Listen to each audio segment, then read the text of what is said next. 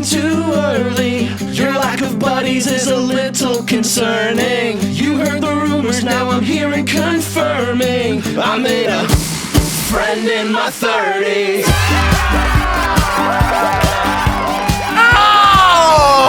Oh, welcome back to Jam Mechanics Mansion. Ladies, gents, friends, betwixt and beyond the gender binary, my name is Matt. I'm from the Narcissist Cookbook, and with me in Jam Mechanics Mansion for Season 2 is... Bug from Bug Hunter. I have some bad news for you, Matt. What? We just got here. Oh, well, so here... We took a 2-month break, and because we took a 2-month break, while we were gone... A big businessman in a big suit and a big cigar came and he tore down Jam Mechanics Mansion. And he paved over it, and he put in a gas station. It's because we left. If we had stayed, he wouldn't have done it. But he was a big businessman with a big suit and a big cigar, and he paved over it. What? Just one guy in like a steamroller? Yeah, and a big steamroller came by. We weren't there tied to the mansion anymore.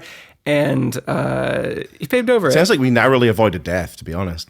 I'm also like 95% sure it was Jam Mechanics Castle, but now I genuinely can't remember. What? You were doing a bit. You were building up to something. No, that was my. That was bit. it. That was my whole bit. Okay, welcome back to Season 2. This is a great jumping on point. Jam Mechanics is a songwriting podcast unlike any other. We are given a challenge, and we have to take that prompt, and we go away for 3 hours, not recorded. Not recorded. We go away for don't 3 worry. hours using the magic of podcast and radio. We transport you forward 3 hours. During that 3 hours, we need to start from nothing, and we need to write and demo an entire song, come back and share it with the class. That's what we do. And the reason we do that is because Matt from the Narcissist Cookbook and I, Bug from Bug Hunter, are songwriters. Just to kind of quickly reintroduce ourselves to anybody who might be jumping on right now. Matt from Scotland has a project called the Narcissist Cookbook. Can you tell us like what your project is? Yeah, the Narcissist Cookbook is transcendent folk storytelling, according to some press clips I got. Yeah, it's like half spoken word. It is half sort of acoustic punk. It is just sort of whatever I feel like doing at any given moment in my little studio in my living room where I am sitting right now. But also with me is Bug Hunter, acclaimed international superstar. Do you want to tell us a little bit about Bug Hunter? I call this lyrical indie pop. Some people don't... Yeah, that's good. I saw that, and I was like, oh, fuck, that's good. Oh, good. I'm glad you like that, because some people are like, that's not a thing. You made that up. And I say, all genres are made up, but it kind of fits. I don't know why it fits, because it's not like other pop songs don't have lyrics, but people seem to kind of get it. So exactly. That's who we are. That's our pedigree. That's why you should care. If you haven't listened to Season 1, go back and do that right now. We'll wait for you. But you also don't need to listen to Season 1. Like, no. Season 1 is good. Season 1 is better than it has any right to be. Season 1 is super good. But having said that, we're changing the formula. Here's some changes that we have in store for Season 2. In Season 1, we would both come to the recording with a challenge in mind for the other one. So I would challenge Matt to do something. Maybe it's just a word. Maybe it's the word accident. Or Matt might come to me with a challenge, something like... Write a song on that piano behind you. Which was the worst prompt that he gave me last season. So we've decided something that might be fun, because we were coming to the show with totally different ideas. What if we hopped off the same idea? What if we had one prompt and we both had to write a song about the same prompt and see how different or similar they were? What we have done is we're bringing in an external observer. We're bringing in a UN inspector. A freelancer. A jam consultant. Different person every episode, and we're going to get them to pitch us 2 prompts. And from that prompt, the 2 of us need to agree on what prompt we are going to tackle together. But first, we got to get to know each other.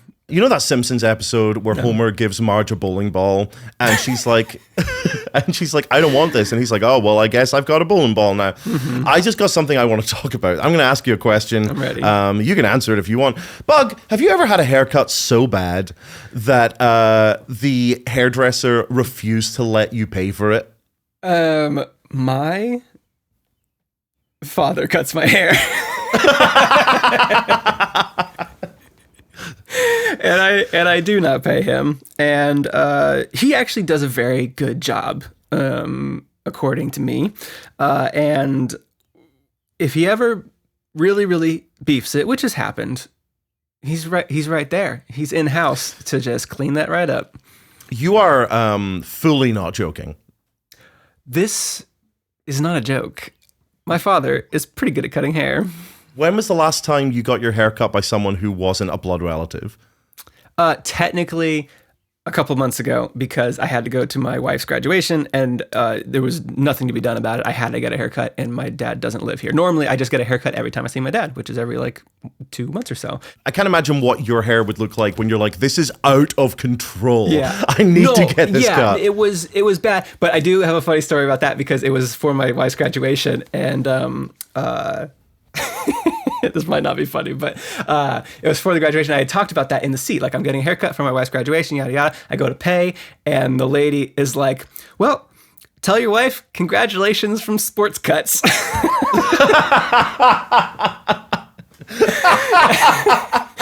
I was just, will do. And I walked out the door. I was like, and I did. I was like, Ladybug, Sports Cuts, sends their regards. You should have gotten the biggest bouquet of flowers. I don't know if you gave your wife a bouquet of flowers, but you should have gotten a bigger one from Sports Clips. Also, what the hell is Sports Cuts? Sports Clips? You know, it's one of those places where men can go and get their haircuts. Oh my God. My God. They play sports on the TV. But they call it Sports Cuts. Because a real man doesn't cut his goddamn hair. Okay, well, listen, you answered that question better than I expected you to. Let me just go on my rant for a second. I needed to go and get my hair cut because I'd been so stressed about my US visa that I literally hadn't done a thing in about 9 months. I hadn't cleaned my house. I sit down and he says, "What do you want?" And immediately I'm just like, I never know how to answer that question. Yeah, I don't want anything. Yeah, a haircut. I don't know. I want it to be shorter, but not short. Mm-hmm. You know, I want it to be shorter than it is, but not super short. And I think all he heard in his hairdresser chemicals addled brain was just shorter, really, really short. Because immediately he's just like, I know exactly what you want. And so he gets out the trimmers. That's fine. Sometimes people get the trimmers out. They're trimming it. He doesn't stop trimming it. And I'm like, this is so much trimming. 10 minutes in, I'm like, can I just stop you for a moment and just like turn around and just like check in about where we are at? He was trying to give me a fucking Peaky Blinders cut. He was trying to give me like the cut that was fashionable 10 years ago, famous for being the worst haircut in the world. That's why they wear the hat, right?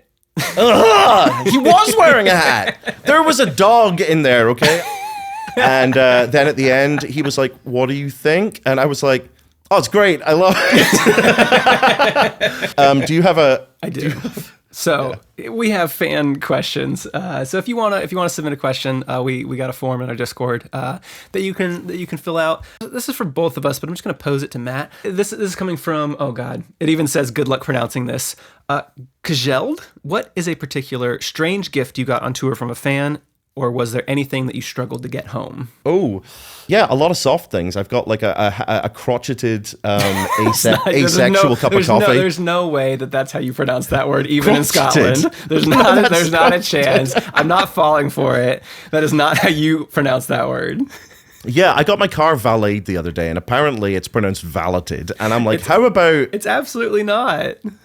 It's pronounced valet. Yeah, we're both on the same page about that one. Yeah, I don't know why you get on my case about this. Crotcheted is not that word. Okay, here's the thing about this. I'm so confused. I'm so confused about what is the right pronunciation that I like quadruple guess myself whenever I go to say that something was crocheted. I'm like, crocheted? No, people keep telling me I'm wrong. It's crotcheted. No, that's not right. I don't know anymore. Anyway, friends at home, please welcome to Jam Mechanics Mansion Castle Garage, wherever we are now. It's the Jam McCabin. That's so good. Yes. Welcome to the Jam McCabin, the artist that you will associate with all of Jam Mechanics art and a large proportion of Bug Hunter's art. Deep Blue Ink. We got DeepBlueInk. This is a big get. This is a big get for episode 1. And by get, I mean already in the room with us is Deep Blue Ink. Say hi, Deep Blue Ink. Hello, everybody. Thank you for having me here on Jam Mechanics. DeepBlueInk is not only a very talented animator, has worked with Mabim Bam, Drawfee, Dropout. Also, ostensibly a Jam Mechanics listener. I see you comment. Oh my god, ostensibly? Yeah, I see you comment on the YouTube videos every week. Ostensibly #1 fan. There we go. Push your mouth. Yeah. It's excellent.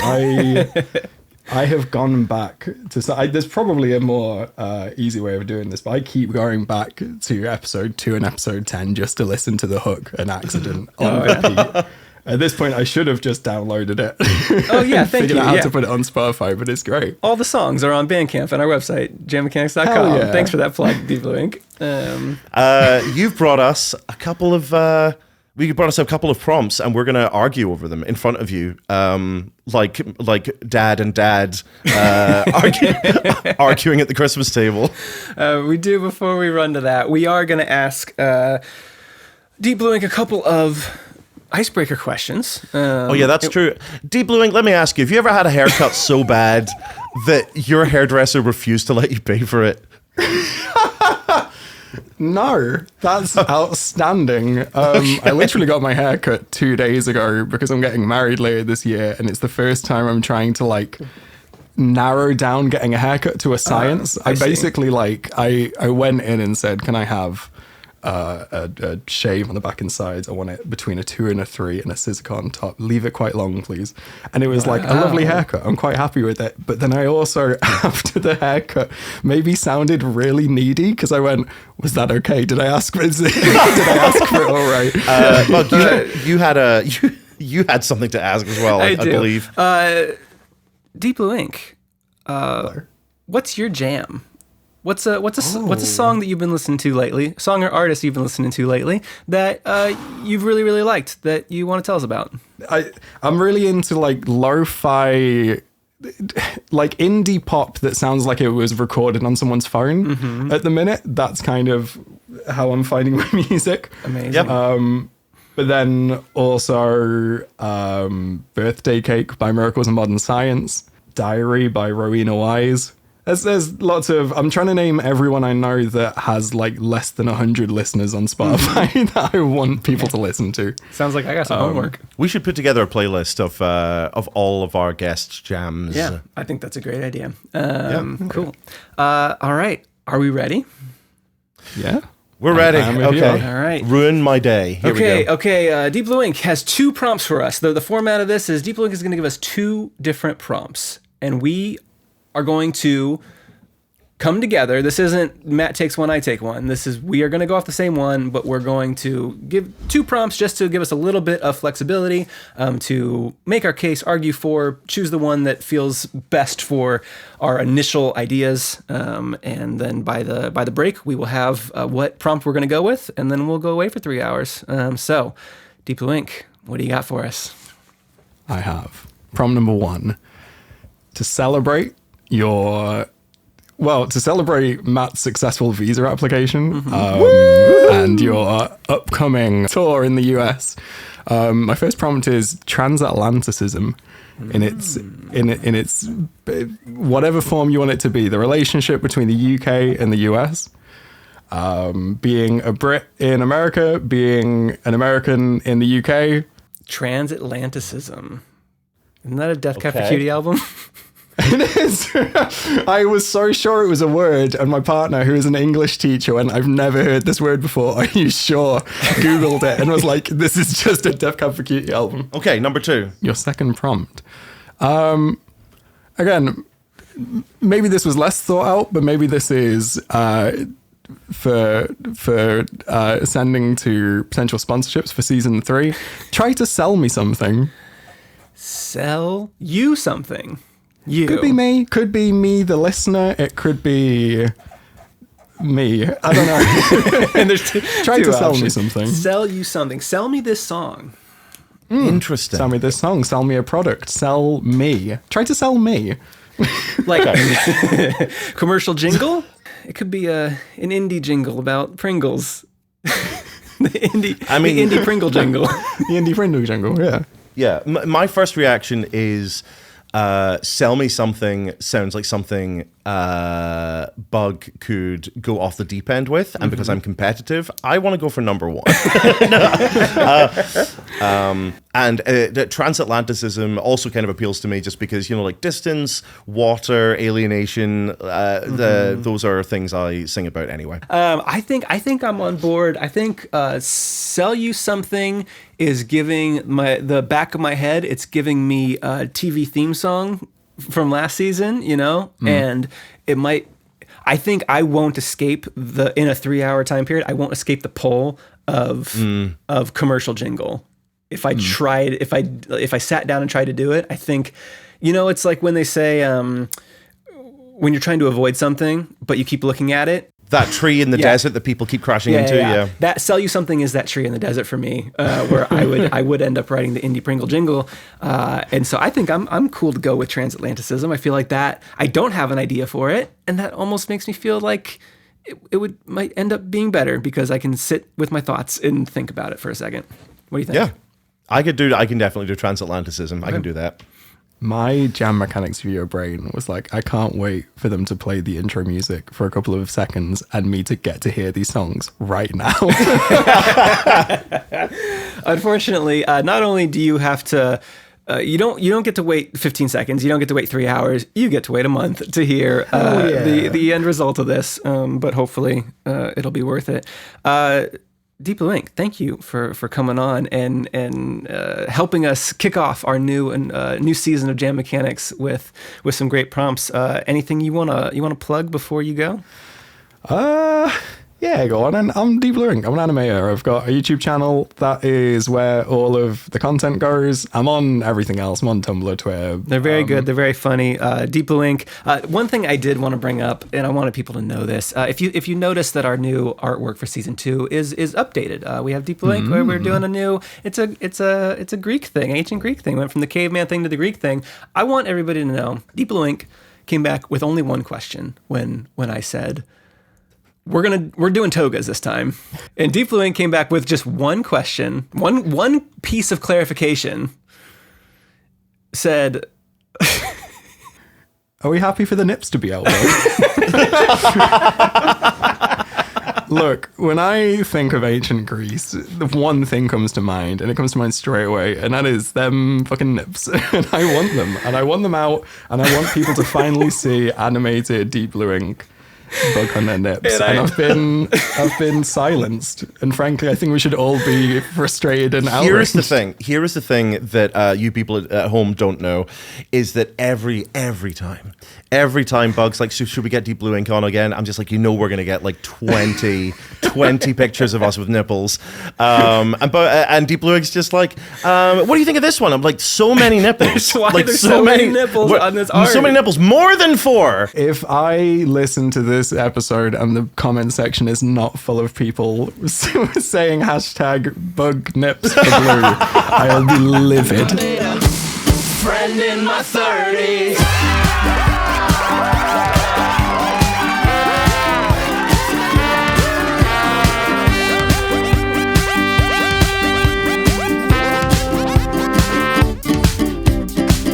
And we are back from the break.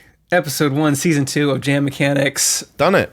Getting back on the saddle, aren't we here? Why would I ever bother writing or recording under any other circumstances? That's what I'm wondering. It is kind of a hard, like, even this week I was like, I should write a song. I was like, I got Jam Mechanics on Saturday. You got to be careful of that. Eventually, all you'll have is Jam Mechanics songs. Am I going to go first? Is that what we're doing? Yeah, you go first. Here's my first thought. So the idea was, as DeepBlueInk gave us, transatlanticism. My first thought, strangely, was like, I'm going to write a love song about the Statue of Liberty being in love with the Eiffel Tower, and they're separated by an ocean. That was an awe of like admiration. That wasn't an awe of like, that's disgusting. Yeah, maybe I'll cut that out so that I can use it in the future. But that was my first thought. Was just trying to like, maybe there's like a love, like a unconventional across the ocean love story. So then I started researching some things. I found my way onto Wikipedia. Thing that I put in was the first transatlantic underwater cable. Huh. That's where I drew my inspiration for the song. My song is called Agamemnon, which is the name of the ship that laid that first. It was one of the ships that laid that first transatlantic telegraph cable. Here's the lyrics, and Okay. you can feel free to go ahead and hit go whenever you want to. I'm gonna hit go in 3, 2, 1, a go. I am aboard the Agamemnon, we are laying down a line. It's gonna cross the ocean floor, the greatest project of our time.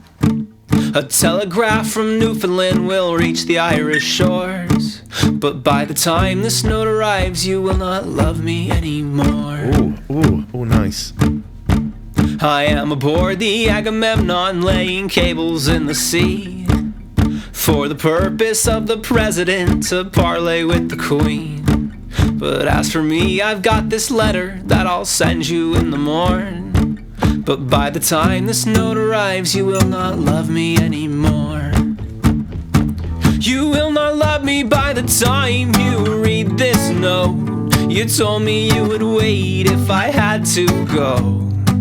I keep your photo in a locket to remind me of my But while aboard the Agamemnon, I have so much time to dream of a world where I can reach you with no middlemen between. And maybe when we're done, I'll get a turn as a reward. But I never got that chance, now you don't love me anymore. Yeah, when I made it to Niagara, you didn't love me anymore. You will not love me by the time you read this note. You told me you would wait if I had to go. And I think of you so often with no way to let you know. And this is only the beginning, this simple cable in the sea. Soon we'll have radios and satellites in ways we cannot see. And no one will know the pain of loving one they cannot reach. I'd commandeer the Agamemnon and I'd sail it back to shore. It's just a faster way to learn that you don't love me anymore. So I'll keep laying this cable for the lovers not yet born, so that they may never hear, no, I don't love you anymore. That's such a nice ending. Oh, and the crowd goes wild. Welcome back to Jam Mechanics. Welcome back to Jam Mechanics. I felt pretty good about that one. Yeah, no, I like that a lot. I really like the production on it. Those drums coming in made me go like, ooh, okay. Yeah, I loved the rhythm and the flow of the verses in particular. So you got to keep those verses. I think they're all pretty much perfect as they are. Some of my favorite songs are about ships and people traveling across the sea. So this really tapped into something that moves me in particular. And it felt like an old folk song, but about something modern, but also about something not that modern, you know? It felt like a song from it felt like a story from like the 1600s, which doesn't make any sense. So it felt like old, new. Can I just say something that's going to ruin your entire day? I would love for you not to. Okay, cool, great. So someone's going to say it though. Like I want to be the one who breaks this to you. Okay. And I would walk 500 miles, and I would walk 500 more. They don't get it. They Doesn't don't matter. get that rhythm. That song came out in like 1980 something. Yeah. Back when the Agamemnon was laying that cable in the ocean floor. Back when Agamemnon was laying pipe. I don't know what that means. That's a thing I've heard Americans say. What does that mean? Is that about plumbing? That's how we say hello. Yeah, you know what I think? What it was like triggering for me in my mind is like it's so interesting thematically because it's almost like a deconstruction. It's like a full point. It's like a full stop at the end of the sentence of old I'm going on a ship for months songs, because it's a song about how that doesn't need to happen anymore, but it's in the style of so it feels like a thematic conclusion to that genre of song. Oh, really? So I wrote the finale of old folk songs. Exactly, yeah. Yeah, no, and that's what I really liked about it. I liked that this has that feel, but it's also like you said, this doesn't need to happen anymore, right? This is a song about the people that are laying down the groundwork to allow the future generations the ease in which they didn't have. This person has given up their love in order to accomplish this goal that creates a comfort for the generations that come after them, which I think is very romantic in its own way. It's not a romance between two lovers, but it's making a sacrifice for the concept of romance and the concept of people that you don't even know. And I really liked where that landed. Sick. When was the first transatlantic cable laid? 1850 something. Oh shit! Wow.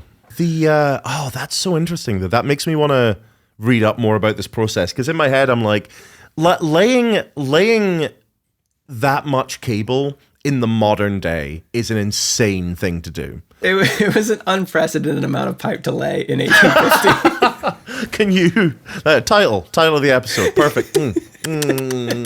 Amazing. Yeah. So I think, going forward, I love the idea. I feel like the idea that I had, the execution of it feels really great. I would mess with the chorus a little bit. There's a little bit of a hint in the bridge of kind of like this prescient, this is only the beginning.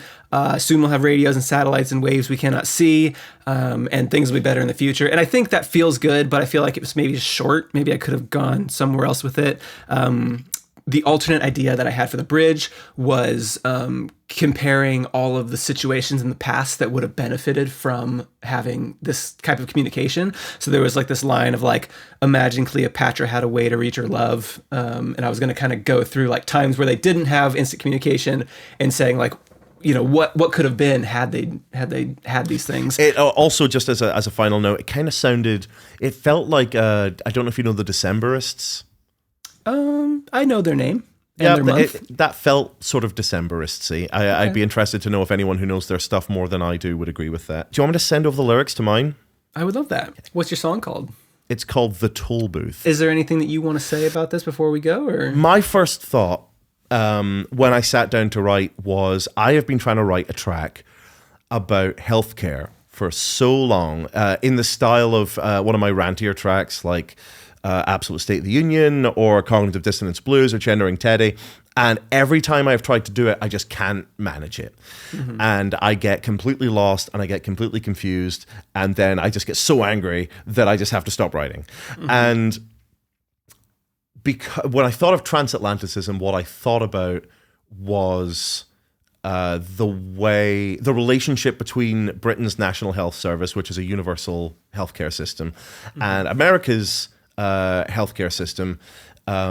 There is always this feeling like we are about to, our healthcare system is about to be consumed in the name of capitalism. Mm-hmm. And I ended up writing something that I think is reasonably good and is definitely good for a first draft.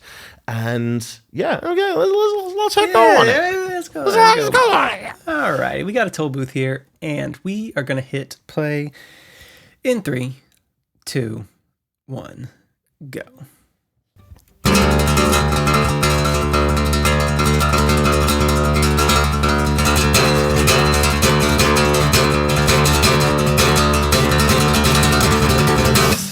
When Britain's National Health Service was launched in 1948, it set sail in the wake of the Second World War, when the country's citizens, the upper and lower classes, both the rich and the desperately poor, had served together side by side. And the ones who survived the horrors came home demanding, to no one's particular surprise, more.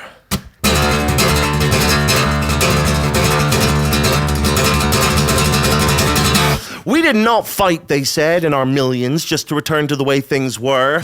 We didn't die, they said, in our hundreds of thousands just to save a country where the leading cause of death is poverty. And perhaps for the first time in British history, the aristocrats and the working class agreed on something. Largely that arming the nation and teaching them how to fight and die for what they believe in goes some way to making their demands just a little bit more convincing.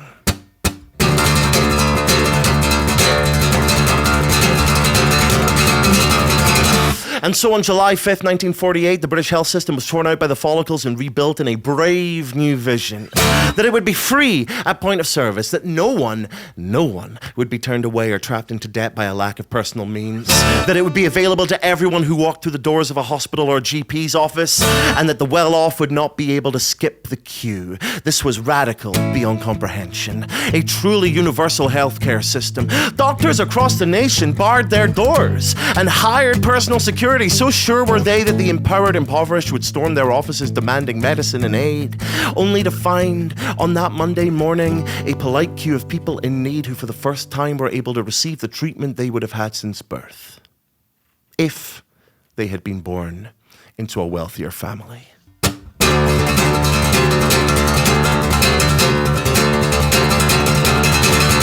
The trouble is, healthcare is one of those future-proof industries, like plumber. People are always going to need water, and if you can fix their pipes, you are within reason set for life. And the hospital and the doctor's surgery are no exception to this. People are always going to get sick. They're always going to get injured. At the very least, everyone has to be born and everyone has to die, and you would be an idiot, would you not, if you had the opportunity and the presence of mind to not set up a toll booth at the well-worn bridges that lead into and out of this life? I'm being facetious, of course. I mean, who thinks like this? Who is so calculating and cruel that they would look at the legions of dying and sick and feel not compassion, but greed? Who would see not the faces of their own parents, friends, and children, but a sea of investment, a captured market, a well of bottomless profit?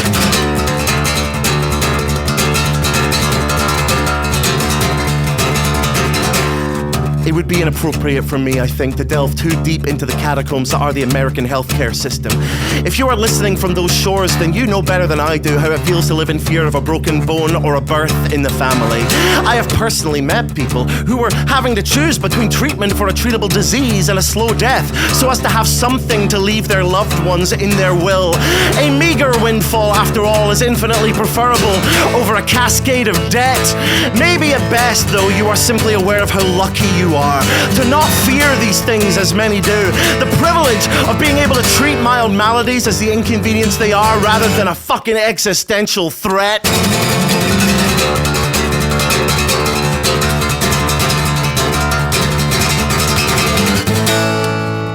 I only bring this up because the profit machine that is the American healthcare system is hungry and it needs to be fed.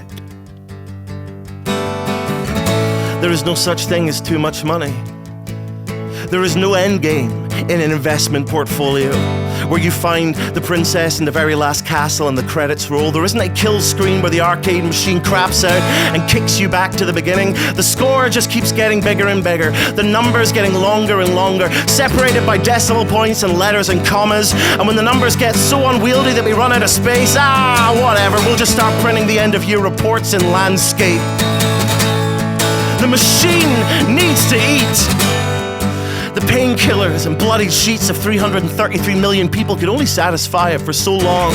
Its eyes inevitably have turned east.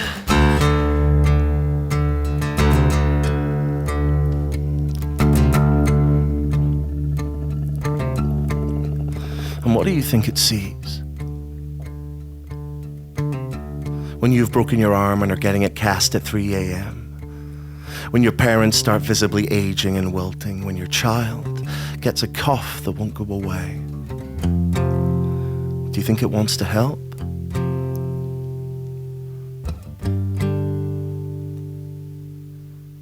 Or do you think it wants to eat them?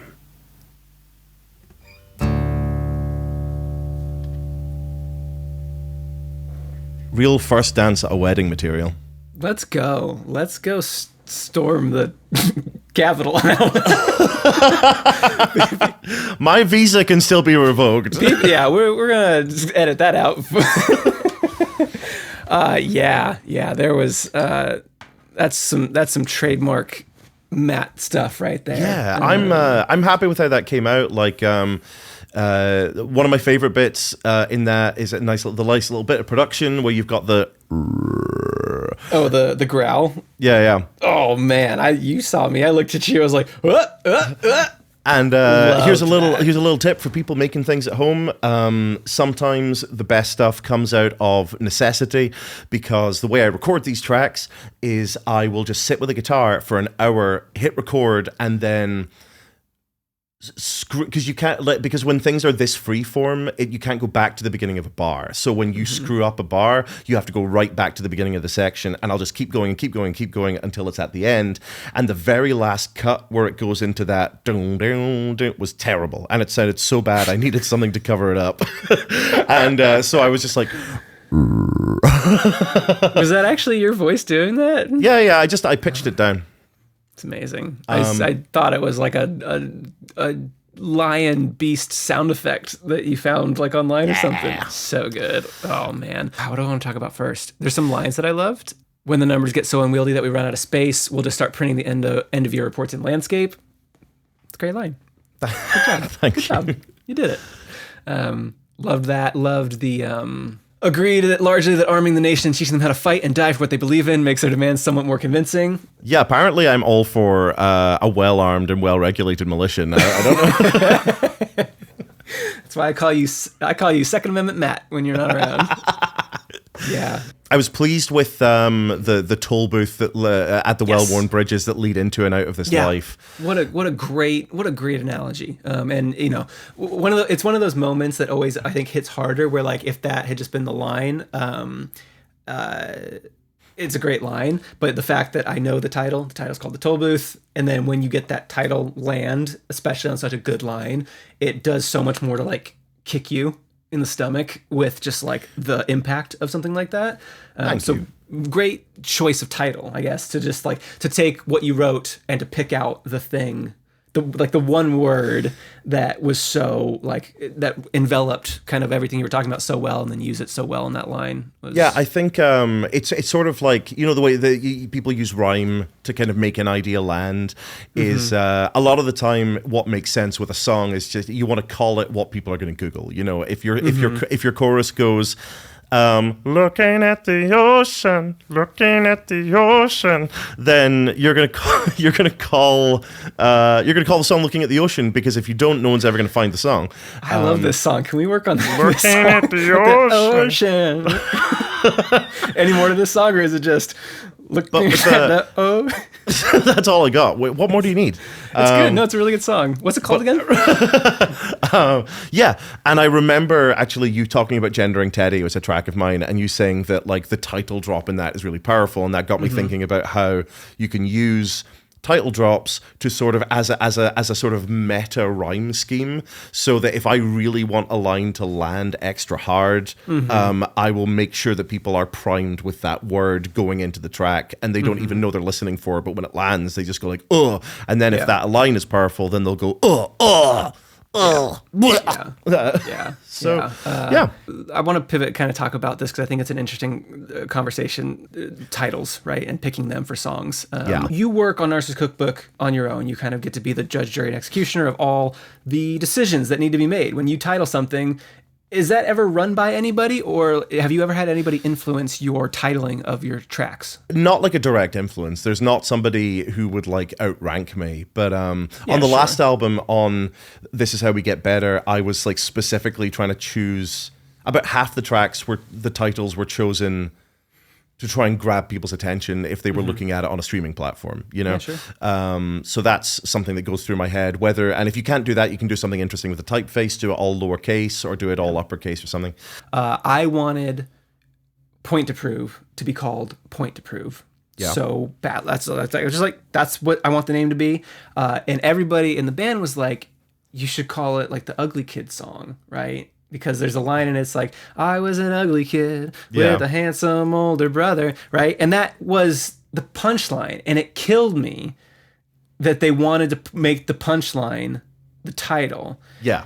And so I eventually acquiesced a little bit, and I was like, okay, the song is called Point to Prove, in parentheses, I was an ugly kid, which I never refer to it as that, ever. If you've ever heard I've never me heard say, anyone call it that. it is more of an eye catcher. What would you rather listen to? Point to Prove or Point to Prove, I was an ugly kid? And Okay, history has shown that it was the right call, but I'm still so annoyed by it. So at the time of writing, Taylor Swift has just dropped her new album, the Tortured Poets Department, or whatever it's called. I am going to refrain from giving a strong opinion on it because people sure do have feelings Matthew, about that. This is the, I think, 4th time that you've tried to bring up Taylor Swift on this podcast. And if you've noticed, I have edited it out every single time. No. You can't edit this out. This is a really good one. This is a really good one. I'm not letting your Taylor Swift rants, these 15-minute Taylor Swift rants, get onto our podcast, no matter how hard you try. But like, there is something to be said for naming tracks. What is going to, like, if you have a title of a song that you're gonna fucking cut out my Taylor Swift takes. I can feel it already. It's gone. I'm gone. thinking about something else. Yeah. Yeah. Okay. First episode, season 2, we back, baby. We got a song about laying pipe across the ocean. We got a song about the health services across the ocean. Thank you, DeepBlueInk, for coming in and setting us some challenges that got our brain juices ready to be milked. I hate that. So Matt, what did you think about this having us kind of work on the same prompt? Obviously, we ended up in very different spots, but like you can see where we both launched off of. I like this. I do like this. Yeah. Thank you so much for coming and joining us at our Jam McCabin. I'm sure we will be evicted from here as well and end up in a Jam McCovel. If you see a big man, a big businessman, a big suit, a big cigar, just send him in the other direction. Don't tell him where we are. We are in our nice little Jam McCabin in the woods, and he's so greedy, and so help us out here. We will be back in 2 weeks. But when you hear this, assuming you are hearing this, when it has been dropped, we're going on tour in June 2024. We're going on tour in August and September 2024.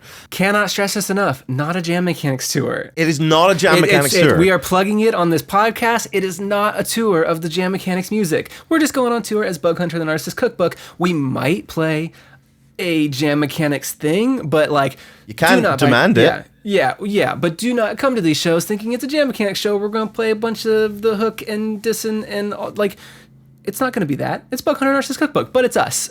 So we feel like if you are invested enough to be on the podcast, you might want to know that we're coming to a city near you. You can check dates at bughunterbug.com. We have a Discord. You can join it. The link should be in the description somewhere. Or you could just reach out to our social media accounts and we'll get you set up for the Discord. We do a live listen along for new episodes in the Discord. It's very fun where people will say 1, 2, 3, go, and we'll all listen to the episode.